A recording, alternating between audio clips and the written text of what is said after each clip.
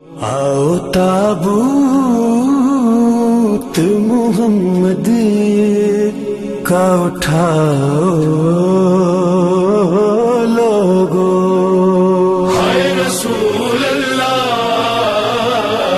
ہائے رسول اللہ، تابوت محمد کا اٹھاؤ لوگو، پیغام برس رہے ہیں تابوت پر حسن کے، پیغام برس رہے ہیں تابوت پر حسن کے۔ اپنے آپ کو پیش کیا جب اپنی وفات سے 2 یا 3 دن پہلے اس حالت میں مسجد میں آئے۔ دیکھیں، غدیر خم کے میدان سے آتے ہی رسول خدا بیمار پڑ گئے۔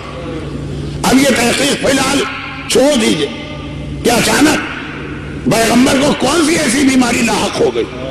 ابھی حج کر کے آئے ہیں، اور حج بھی پیغمبر نے جس انداز سے کیا، جوان صحت مند آدمی اتنے جوش سے حج نہیں کر سکتا۔ رسول خدا کا وہ حج میں ہمیشہ مکے میں بیان کرتا ہوں، بڑا دلچسپ بھی ہے وہ واقعہ۔ 3 دن لگتے ہیں رسول کی حج کو لے کے، جو غدیر خم کے میدان میں پالان شجر کے ممبر پہ اتنے اطمینان سے بیٹھا ہے کہ ہاتھ میں علی کو اٹھا رکھا ہے، مجمع بے جان رسول پورا خطبہ دے رہے، وہ مدینے آتے ہی کیسے بیمار پڑا، اور ایسی بیماری کے بستر سے اٹھنے کے قابل نہ رہے، بڑھتی جا رہی ہے بیماری۔ سفر کا مہینہ شروع ہو گیا، پیغمبر کے بخار اور بیماری میں اضافہ ہو گئے، یہاں تک کہ وہ مدینے والے جو صبح و شام پیغمبر کے چہرے کی زیارت کے عادی تھے، اور صبح و شام بھی میں غلط کہہ گیا، ہر نماز کے وقت مسجد میں آ کے زیارت کرتے، ایک دم زیارت رسول خدا سے محروم ہو گئے۔ میں نے کہا تھا کہ مدینے میں سلمان جیسے اصحاب بھی ہیں، تڑپے جا رہے ہیں کہ جو ثواب اور فضیلت ہمیں روزانہ ملتا تھا، کئی بار ملتا تھا دن میں، پیغمبر حجرے سے نکل ہی نہیں رہے، ایک دم مدینے میں اعلان ہو گئے۔ مدینے والوں، رسول خدا نے یہ اعلان کروایا کہ سارا مدینہ مسجد میں آ جائے۔ آج میں ان سے ایک مختصر خطاب کرنے والا ہوں۔ پیغمبر کا خطاب بھی اپنی جگہ ہے، لیکن اگر پیغمبر صرف اتنا بھی کہتے کہ آج میں 1 منٹ کے لیے اپنی جھلک دکھانے آیا ہوں، تب بھی سارا مدینہ دوڑ کے آ جاتا۔ تاریخ یہ کہتی ہے کہ مدینے میں رسول کی زندگی میں اتنا مجمع کبھی نہ ہو، ساری مسجد بھر گئی۔ 2 مہینے سے پیغمبر کی زیارت سے محروم، اور جب پیغمبر کو حجرے میں اطلاع ملی کہ سب آنے والے آ گئے، تو پیغمبر اپنے حجرے سے باہر تشریف لائے۔ بدن میں اتنی طاقت نہیں ہے کہ خود سے چل سکتے۔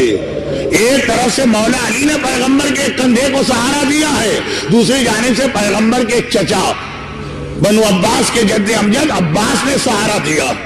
میں نے کہا نا، حج اور غدیر میں پیغمبر کے جسم کی دنیاوی طاقت دیکھیے، اور صرف 2 مہینے میں پیغمبر کی یہ کمزوری اور ناطاقتی دیکھیے۔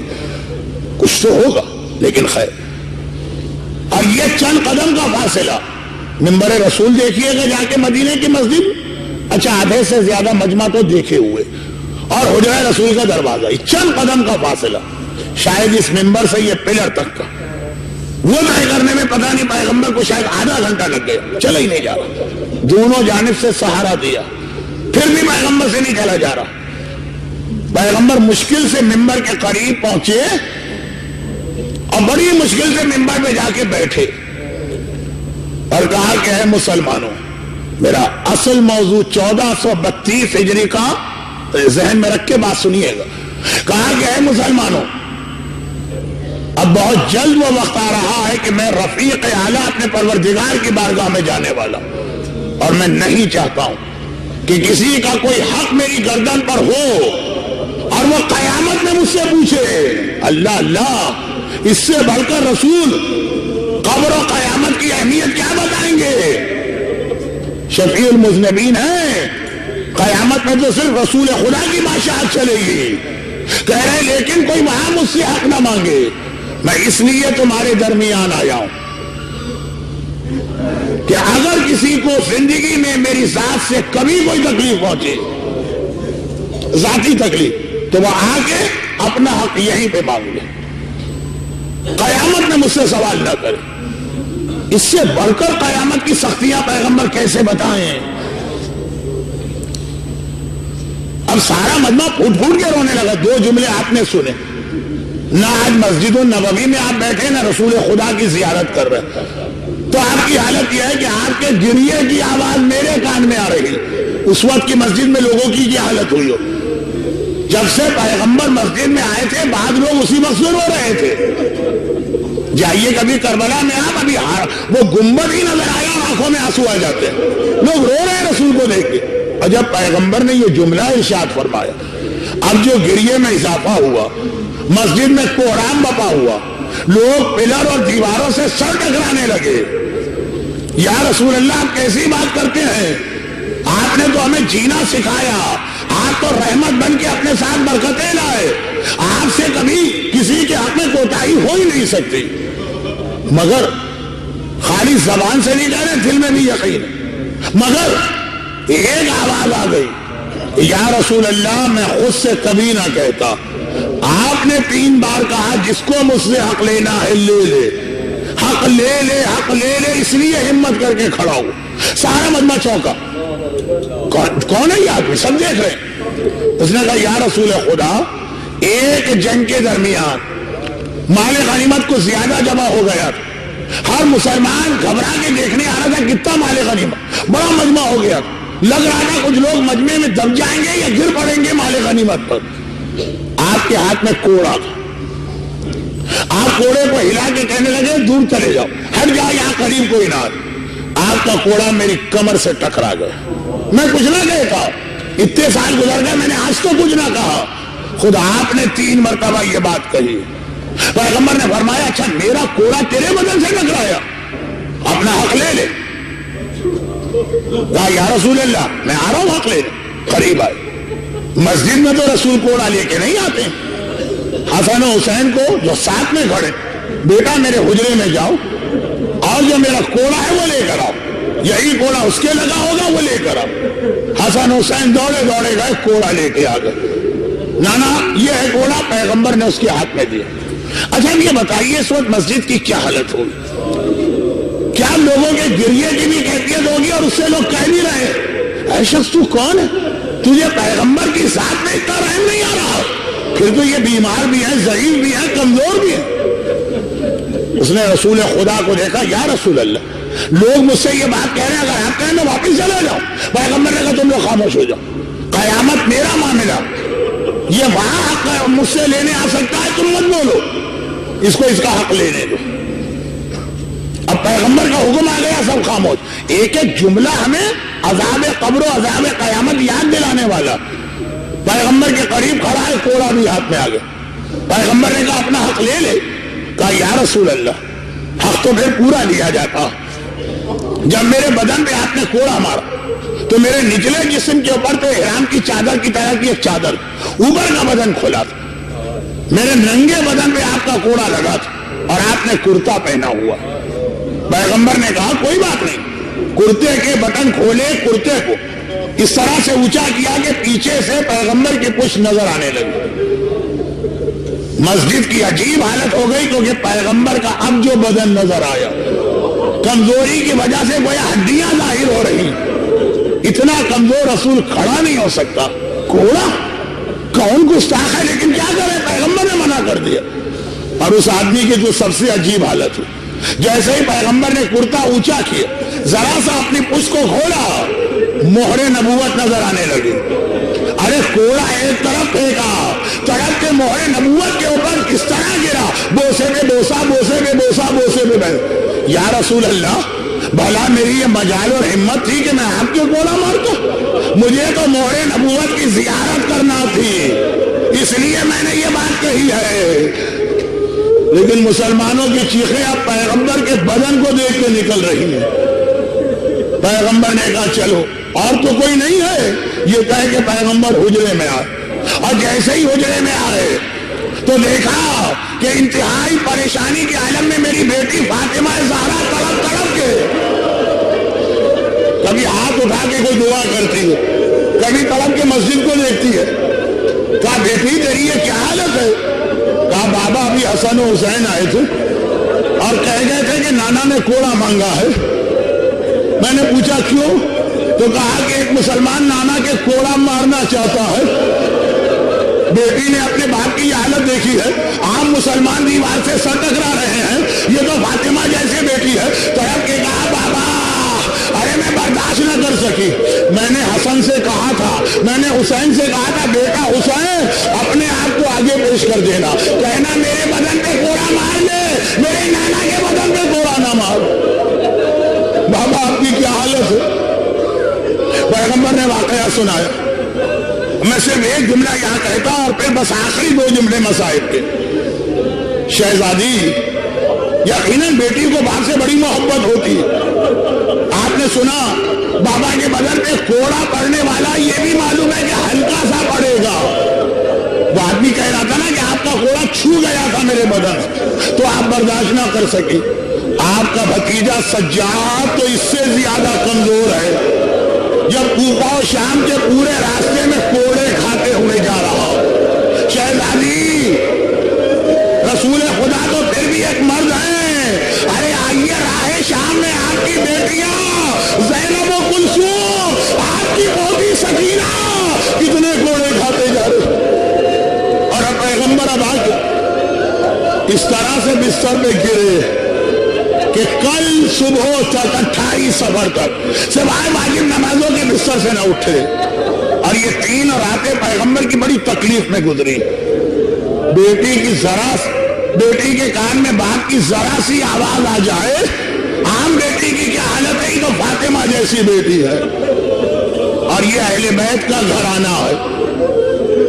اہل بیت کے گھرانے کا مطلب آپ سمجھے. 21 رمضان کو میرے مولا کو نیند نہیں آ رہی. کلثوم نے دیکھا بابا بستر میں کروٹیں بدل رہا، گھبرا کے کہا بابا کیا تکلیف زیادہ ہے؟ کہا نہیں، مجھے ابن ملجم کے کرانے کی آواز آ رہی. ایسا لگ رہا ہے رسی کو زیادہ سختی سے باندھا گیا، جب تک کہ اس کی آواز بند نہ ہوگی اسے آرام نہیں آئے گا.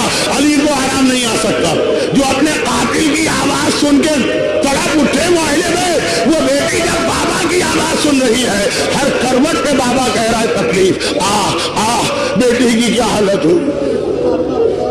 بڑی مشکل سے 28 صفر کی صبح پیغمبر کو 3 دن بعد اتنا آرام ملا کہ آنکھ لگ گئی. لیکن اللہ اللہ ادھر پیغمبر کی آنکھ لگی، ادھر دروازے میں کسی کی دستک کی آواز آئی. 3 دن میرا بابا تکلیف سے تڑپا. گھبرا کے فاطمہ نے آہستہ سے پوچھا کون ہے. آواز آئی میں رسول خدا سے ملاقات کرنا چاہتا ہوں. شہزادی نے کہا 3 دن کے بعد میرا بابا 1 لمحے کے لیے سویا. ابھی میرے بابا کو بے آرام نہ کر، تھوڑی دیر کے بعد آنا. خاموشی. پھر ایک مرتبہ آواز آئی. شہزادی نے پوچھا کون ہے. وہی بول رہا پیغمبر سے ملاقات کرنا چاہتا ہوں. شہزادی نے کہا ابھی میرا بابا سویا، تھوڑی دیر میرے بابا کو آرام کرنے دو. 28 صفر یعنی کل کا دن. جو ساری زندگی آپ نے مسائل سنے یہ کل کے مسائل ہیں. ایک بار تیسری مرتبہ بھی جب وہی آدمی کہتا ہے، فاطمہ کو جلال آ گیا. کہا کہ اے شخص میں بار بار بتا رہی ہوں میرے بابا کو بے آرام نہ کر. اب پیغمبر نے آنکھیں کھولی. فاطمہ بیٹی سے آنے کی اجازت دے. یہ وہ ہے کہ جب سے کائنات بنی ہے آج تک کسی کے دروازے پہ نہیں روکا. اس نے آج تک کسی سے اجازت نہیں مانگی ہے. یہ انبیاء کے دروازے پہ گیا، یہ اولیاء کے دروازے پہ گیا، یہ اوصیاء کے دروازے پہ گیا، یہ مقربان خدا کے دروازے پہ. آج تک کسی دروازے پہ نہیں رکا. لیکن یہ تیرے گھر کے دروازے کا احترام ہے. آنے والا بھی اپنی مرضی سے نہیں آیا، خدا کے حکم سے آیا ہے. لیکن پتا ہے خدا کے حکم پہ بھی عمل نہیں ہوگا جب تک کہ مرضی زہرا اس کے ساتھ شامل نہ ہو. بیٹی یہ ملک الموت ہے. فاطمہ نے کہا اچھا آ جا. ملک الموت آیا، رسول خدا کو لے کے گیا. ایک بار بیٹی نے دونوں ہاتھوں سے سر پیٹا. آئے میرا بابا مارا گیا، ارے میں یتیم ہو گئی. آئے یتیمہ فاطمہ. शहजादी मैं आपसे गुस्ताखी नहीं कर रहा हूं, लेकिन कम अज कम इस वक्त, थोड़ी देर बाद के मसाइल तो मैं पढ़ रहा हूं, कम अज कम इस वक्त जब बाबा मारा गया और आपने हाय में यतीम हो गई की फरियाद की, आपको ये फरियाद तो करने, इस वक्त तो फरियाद करने दी गई ना। एक वो करबला की यतीमा थी, इधर कहा मेरा बाबा मारा गया, उधर से शिमर का तमाचा पड़ा, इधर से किसारे साहब का घोड़ा पड़ा, और वो आखिरी जुमले। लेकिन फातिमा के मसाइल भी कम नहीं है। अभी थोड़ी देर गुजरी है, आवाज आती है फातिमा घर का दरवाजा खोलो वरना हम तुम्हारे घर का दरवाजा जला देंगे। हाय फातिमा, थोड़ी देर पहले मलकुल मौत रुक गया, हुक्म खुदा से आने वाला कहता है कदम आगे नहीं बढ़ा सकता, ये कौन है? एक मर्तबा फातिमा ने कहा घर का दरवाजा नहीं खुलेगा। यकीन है फातिमा को जब मलकुल मौत मेरी इजाजत के बगैर नहीं आ सकता। अरे मलकुल मौत तो छोटा, मेरा बाबा कायनात का सरदार जब तक मुझसे इजाजत न ले मेरे घर में दाखिल नहीं होता। आने वाले ने खाली धमकी नहीं दी, एक बार आग जला के इस तरह दरवाजा खोला कि अपने हिजाब को बचाने के लिए फातिमा दरवाजे के पीछे गई। खाली दरवाजा न खोला, फातिमा के बदन पे कोड़ा पड़ा, पसलियां टूटी, मोहसिन शहीद हुआ और इख्तियार फरियाद की बाबा सुब्बत अलैया मसाइबो लो अन्ना सुब्बत अलैया सिरना लिया। बाबा आज आपकी वफात का दिन नहीं आया, फातिमा के मसाइल शुरू हो गए, इतनी मुसीबतें के दिनों रातों में बदल गया। मेरा मजलूम आका ज़हरे दगा से शहीद होने वाला आका, जोदा इब्ने अशस इब्ने कैस हसन मुश्तबा की दूसरी बीवी, हाकिम शाम ने कई तरीके इख्तियार किए हसन को शहीद करने के। हर मर्तबा नाकामी हुई, लेकिन हर जहर अपना असर जिस्म में छोड़ता, हर बार कलेजा कटता, हर बार हसन को उस जहर की तलखी का सामना करना पड़ता। आइम्मा ताहिरीन में कोई ऐसा नहीं है जिसे 7 मर्तबा जहर दिया गया। हर जहर अपने असरात लेके आता है, रोज बरोज हसन कमजोर होते जा रहे हैं। 6ठी मर्तबा का जहर जब नाकाम हुआ, अब एक बार आका अब्बास ने हाथ जोड़े और कहा मौला हसन मुश्तबा, अब तक मैंने आपकी बात मानी थी, लेकिन अब मैं आपसे दरख्वास्त करता हूं कि मुझे वो पहरा कायम करने दें कि किसी को आपके करीब मैं ना आने दूं। सारे रास्ते बंद हो गए, खाने में जहर मिलाया, लाठी के अंदर, लाठी के नीचे लोहे का टुकड़ा जहर आलूद करके रखा गया, सारे तरीके अब नाकाम, अब बाहर का कोई आदमी नहीं आ सकता। अब अब्बास का पहरा, जब अब्बास का पहरा होता है, 28 रजब को जब हुसैन का काफिला चला था उस वक्त काफिले की शान देखना, और जब अब्बास ना रहा तो 11 मुहर्रम का काफिला चला उसको देखना। अब्बास का पहरा आया, अब्बास किसी को हसन के करीब नहीं आने देगा। हाकिम ने कहा क्या तरीका इख्तियार किया जाए, अब तो घर के किसी आदमी को मिलाया जाए। वो सारी बातें हो गई। जोधा से कहा कि अब तक मैं 6 मरतबा जहर दे चुका हूं, जहर पहुंच तो गया मगर ये अली का वारिस है, अली का जानशीन है, हर जहर का सामना कर गया। अब मैं ऐसा जहर भिजवाता हूं जो मैंने बादशाह रोम से मंगवाया। एक बहते दरिया में ये जहर डाल दो तो उस दरिया की सारी मछलियां मर के रह जाएंगी। हसन इसका सामना नहीं कर सकेंगे, किसी तरह से हसन के पानी में ये जहर पहुंचा देना। आधी रात का वक्त है। कौन सी आधी रात? आज की आधी रात, 10:30 तो बज चुके हैं। आधी रात के करीब हसन सो रहे हैं और सोते वक्त भी बड़ा सख्त पहरा। क्या मतलब? हसन के बिस्तर के एक तरफ हुसैन का बिस्तर और दूसरी जानिब ज़ैनब का बिस्तर। भाई और बहन अपने हिसार में लेके अपने बड़े भाई और सरदार को सो रहे हैं। जोधा आहिस्ता आहिस्ता आती है वो मलऊना, और एक बार हसन के सरहाने जो पानी की सुराही रखी, थोड़ा सा जहर उसमें डाला और इसी तरह आहिस्ता से चली गई। اچانک، اب یہ ساری چیزیں معصومین کے علم میں ہیں، اچانک حسن مجتبیٰ کی آنکھ کھلی، اور ایک مرتبہ حسن مجتبیٰ نے سرائی کی جانب ہاتھ بڑھایا، زینب کی آنکھ کھل گئی، کھٹکے سے سوتی تھی زینب، بھائی نے کروٹ بدلی، زینب کی آنکھ کھل گئی۔ دیکھیں ایک بات یاد رکھیے، زینب حسین سے جو محبت کرتی ہیں، حسن سے بھی کم محبت نہیں کرتی ہیں۔ گھبرا کے کہا بھیا یہ زحمت کیوں کر رہا، میں تجھے پانی پلا دوں۔ حسن کو پتا ہے نا پانی میں کیا، حسن نہیں چاہتے کہ زینب کا ہاتھ اس پانی کو لگے۔ زندگی میں کبھی زینب کو یہ خیال زندگی بھر رہے گا، ہائے وہ پانی تو میں نے خود بھائی کو دیا تھا۔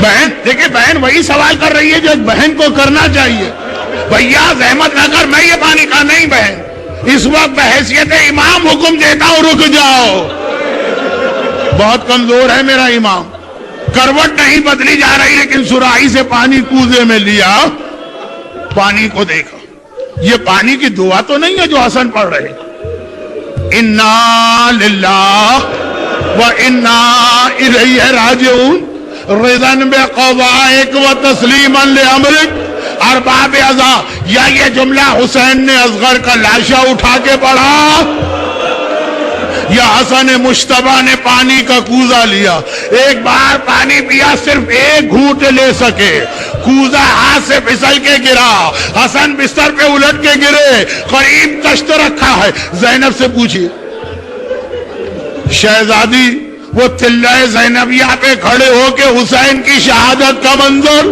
اور آج روضہ رسول کے قریب بیت حسن کا یہ منظر، کلیجہ ٹکڑے ٹکڑے آ رہا ہے، حسن مجتبیٰ کا کلیجہ نہیں بھائی کا کلیجہ بہن کے سامنے کٹ کے گر رہا، بھائی کا کلیجہ بہن کے سامنے کٹ کے گر رہا۔ عجیب زندگی ہے زینب کی، کبھی یہ منظر دیکھا میری آنکھوں کے سامنے بھیا کا کلیجہ، اور کبھی وہ منظر دیکھا حسین کے سینے پہ شمر سوار ہے اور خنجر چلا رہا، گھبرا گئی زینب۔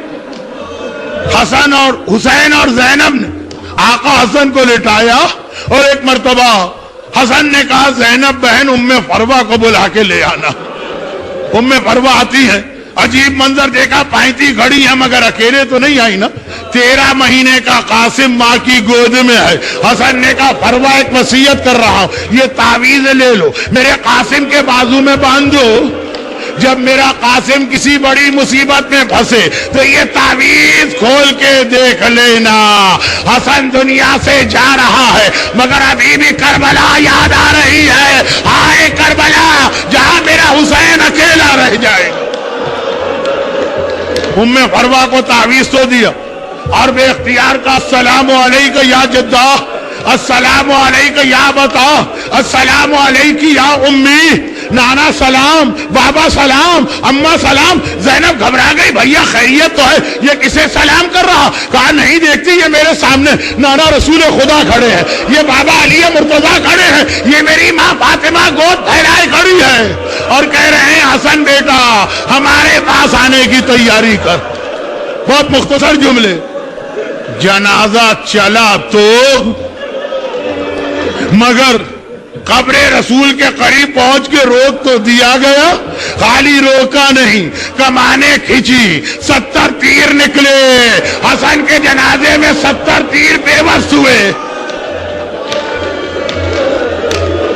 غیظ و غضب کے عالم میں عباس نے تلوار پہ ہاتھ ڈال دیا، حسین نے کہا عباس تلوار نہ چلانا، ہائے میرا آقا عباس۔ جب تلوار چلانے کا موقع آیا عباس کو روک دیا گیا، جنازہ لے کے واپس آئے، تابوت لے کے واپس آئے۔ دیکھیے گھر سے نکل کے تابوت واپس نہیں آتا، گھر سے نکل کے جنازہ واپس نہیں آتا ہے۔ ابھی زینب بیٹھی رو رہی ہے، دیکھا دروازہ کھلا، جنازہ دوبارہ آ رہا، گھبرا کے کہا بھیا یہ تابوت یہ جنازہ کیوں واپس آیا؟ حسین نے کہا زینب سوال بعد میں کر لینا، پہلے ایک آخری خدمت اور کرنا ہے۔ تابوت کو رکھا، کہا زینب اس جنازے میں سے تیر نکالنا ہے، ایک طرف حسین ایک طرف زینب روتے جاتے ہیں، تیر نکالتے جاتے ہیں۔ بس آخری جملہ سنیے، روتے جاتے ہیں، تیر نکالتے جاتے ہیں۔ 11 محرم کو زینب نے حسین کے لاشے پہ آ کے کہا بھیا بہن بہت شرمندہ ہے، مدینے میں بھیا حسن کے لاشے سے تیر نکالے، تیرے لاشے سے تیر نہیں نکال رہی ہوں، لیکن بھیا مدینے میں میرے ہاتھ کھلے تھے، اس وقت دونوں ہاتھ گردن سے بندھے ہیں، آئے زینب کیسے تیر نکالے؟